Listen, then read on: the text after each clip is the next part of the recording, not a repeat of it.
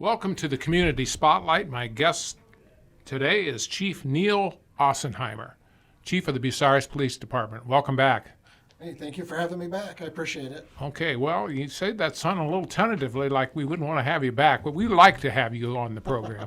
We're one of the few, probably some of the people, I shouldn't say few people, one of the people we want to see the police, but not necessarily to put cuffs on somebody, but we're friendly to the police. So, and we appreciate your efforts. Yes, it's nice to see a friendly face every now and then, isn't it? Before we went on here to pre-record this, the chief and I had a little talk about some things, and I'm going to come back to, he's got something right now that's kind of becoming an issue, and I think as we go into the year, this is going to become more of an issue with holidays coming up. And I believe you were mentioning to me that there has been a rash of break-ins. Yeah, we've had some home burglaries. We've had some cars going through money and whatever valuables people can take. I think we had I think at least one gun, if not more, like they've been taken from cars. So I mean, the biggest caution I would have for all of our citizens and everybody listening would be just please take your valuables out of your car and keep them in your house. The car break-ins that we're seeing are not like the ones we used to have where somebody would throw a rock through a window. These are all, I guess you could say, opportunistic type crimes where they find an unlocked car, they just go through it and grab whatever they can take. We've had some people going into garages that are unlocked and going through the cars that are in the garage. I mean, it definitely takes some nerve, I think, to do that. But again, we're not, at least I have not seen a lot of the actual forced entry burglaries that we've used to have. Well, you have a lot.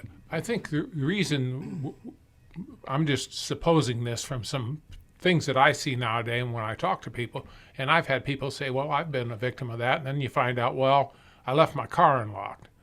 Okay, or they left their house unlocked. Well, in the day and era we're in, people need to be a little bit more vigilant on what they're doing. And I know as we come in, I've talked before previously on other programs, when you talk about around Christmas time, you're giving these people opportunities when you put a great big screen cardboard box outside from your Christmas gift.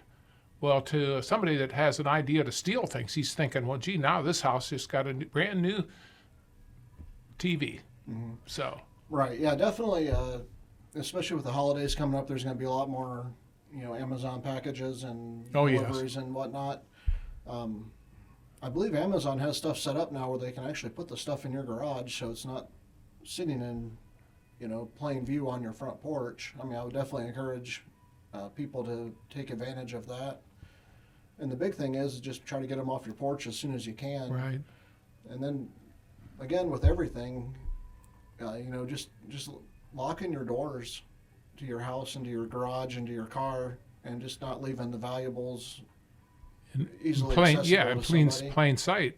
Mm-hmm. Now, you mentioned something there I thought was interesting, people stealing money out of people's cars. Well, I remember a number of years ago, people was going into church parking lots. And while people were in church, they were going in there stealing out of their cars. A lot of the cars were left unlocked. Again, I go back to your best protection is you protecting yourself by don't lock your car. Correct. And I think we have a Facebook video out there, which I'm not sure if that guy's ever been identified yet. But it was, I think, 1:15 in the morning, I think, is when that particular person was out prowling the streets. So, again, I would just encourage everybody. It's like if you're up in the middle of the night to get a drink of water or something, just take a minute, look out your window, and if you see somebody that doesn't look right, then just give us a call so we can come and check on it. I mean, I would much rather get a call and have it be nothing than to miss an opportunity to catch someone. Yes. Because usually once you catch them, then all this stuff stops. I mean, I think there's only one or two people probably out doing most of these break-ins, and it's just oftentimes a break or a good call from a citizen is how we help catch these people. Well, you count on our citizens to be the eyes and ears because our police force can't be there and everywhere. It's just that simple. Correct. Yeah, there's only usually 2 or 3 of them out on the road any given night, and that's handling all the calls and doing all the other patrols that we have. So I mean, that's for a city this size, that's not a lot of No, manpower. no, out it's there. not. Well, how is that situation with manpower? Is that's always something we're struggling with now, just because there's, quite frankly, the economy has been fairly decent, and people are going, if they, let's say they train here and then they decide they can go somewhere else and make more money. Is that kind of the biggest reason why what's Yeah, happening? Yeah, I don't think we've had anybody here recently leave to take a job there that made less money.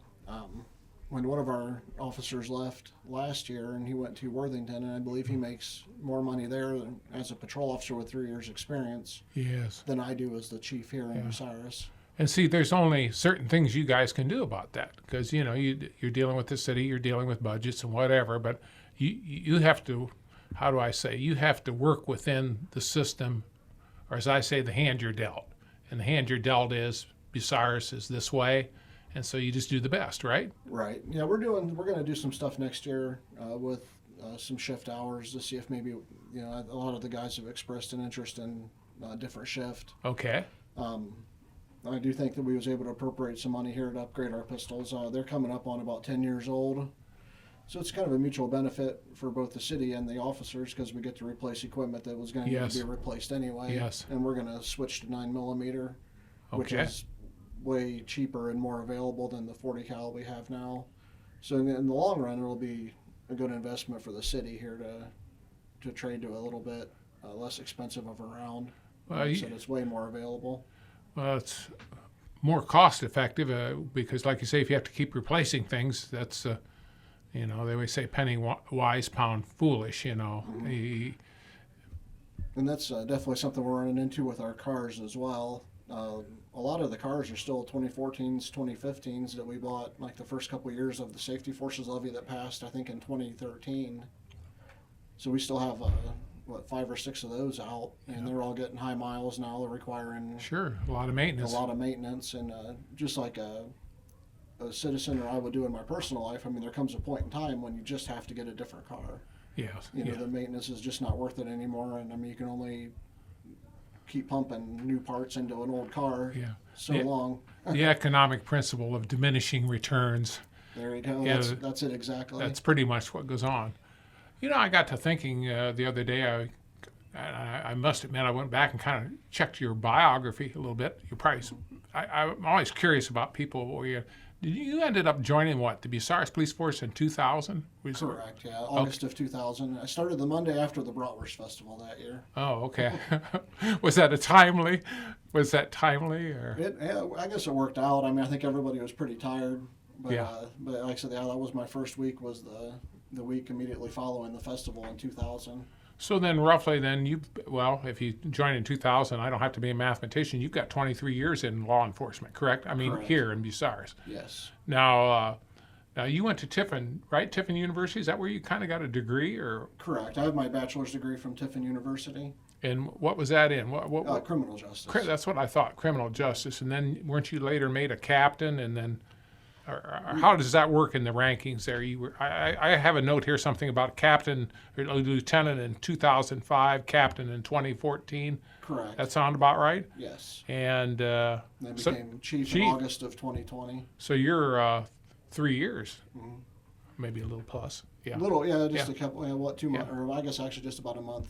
That's hard for me Plus, to believe that you've been chief for 3 years already, to be quite frank, because I've Yeah. known you back, and I remember having you back on some of our old programs with me years ago. So you're definitely a veteran law enforcement person, and especially in this community, so you know the community very, very well. Let me ask you. Okay, I'm sorry. I was going to say this. I mean, this is a great community to be a police officer in. Like I said, the biggest thing is just convincing the guys to stay here. And Right. I know when you talk about, like I said, driving an hour and doubling your salary. I mean, it's pretty hard to compete with that. Yes. Well, there's things that you can control and things you can't control. The variables you can control, you folks are doing the best you can to control the variables that you can't control. But some of these other variables, you cannot control it. And I think sometimes we spend a lot of time being consumed. I'm just talking in general, not in regards to the police. But we seem to consume a lot of time on things that we really can't change. And we need to kind of consume our time on controlling the variables that we can. Like you said, this is a nice community. I would think it would be a nice place to live for most people. I mean, they just need to look around and talk to people out there. Everything always looks wonderful somewhere else, but the grass is greener on the other side of the fence, but you still got to mow it. Yeah, well, and sometimes you make that move, and then the grass isn't actually greener on the other side of the fence. No, that's the point I'm saying. But Right. you still got to mow. That's where I'm at with it too. Now you were in the canine unit at one time. You had our buddy Amigo, right? Yep. What's that experience like being in a canine unit? It's a lot of fun. It's a lot of work. When I got Amigo there, he was I'd never been around a dog like that before. Okay. He was very, very strong, difficult to control. Like I said, it just you get into the type of dog it takes to do police work. I mean, it's definitely not your grandma's poodle. Yeah. Yes, I You know know what you're saying. It's like, so you get bit 2 or 3 times, you figure out what not to do. Mm-hmm. And I've been bit by both the dogs that I've worked. Like I said, by the time I got to the end of Amigo's career, he was right where I wanted him to be.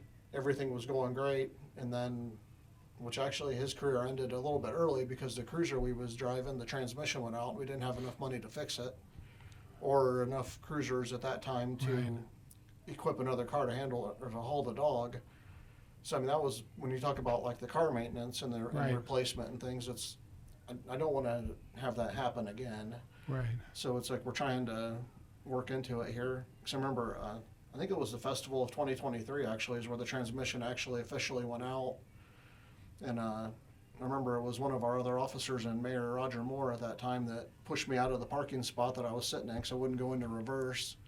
And I was able to get him out to the house. And then I had to put my foot out and push the car backwards out of my Right. driveway to get it back into town and then park it. And like I said, that was basically the last day that he worked.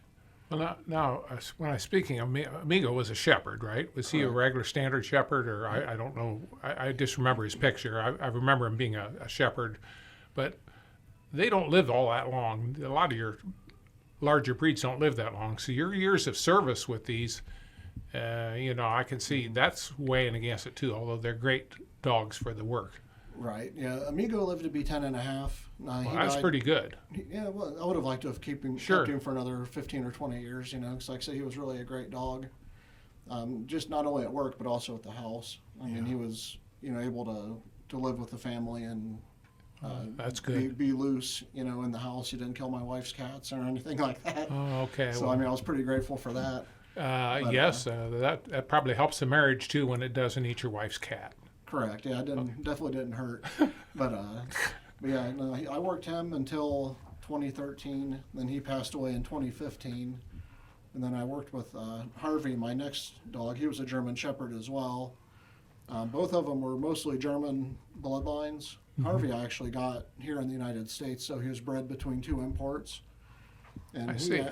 And I worked with him from 2016 until the time that I got promoted to chief, at which point he retired. Talk about Harvey, he's still home, still doing well. He's getting old. Today is actually his 11th birthday, so he's Well, happy birthday to Harvey. yeah, yeah. He's something else. I mean, he's definitely slower than he was, but he still thinks he's in his prime when he starts running and stuff. He just can't Yeah. do quite as well as he did. I'm kind of the same way. I think sometimes in my head I think I'm a certain way, and then my body catches up and says, "No, you're not really. You're a little older than what you think you are. You need to ease it back a little bit." Right. When the one thing I'll kind of Sure. lead into this next thing here is, back when I first had Amigo, I mean, the primary drug threat was cocaine, and then it moved into heroin. Now we're looking at fentanyl and methamphetamine as our primary drug threats to the community here, and both of those I think are probably worse than what we had back then. Yes.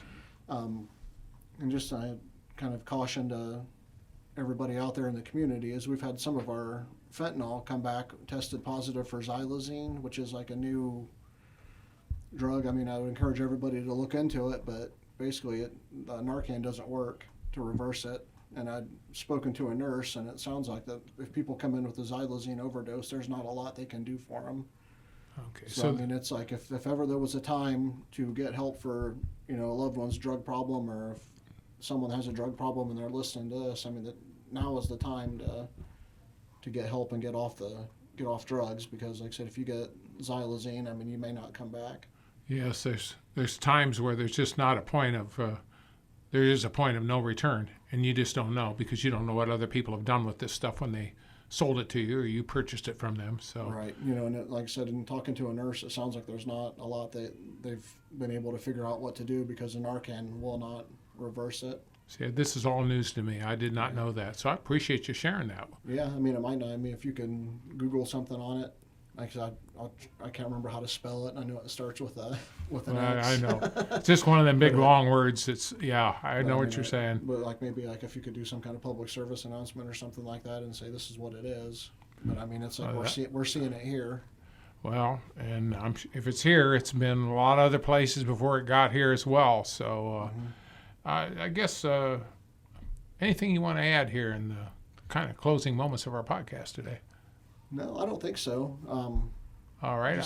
I would just bring one question in. I know I'm interrupting that. So basically you said no, but there's one other question I wanted to ask you, because I'm curious to know the answer to this.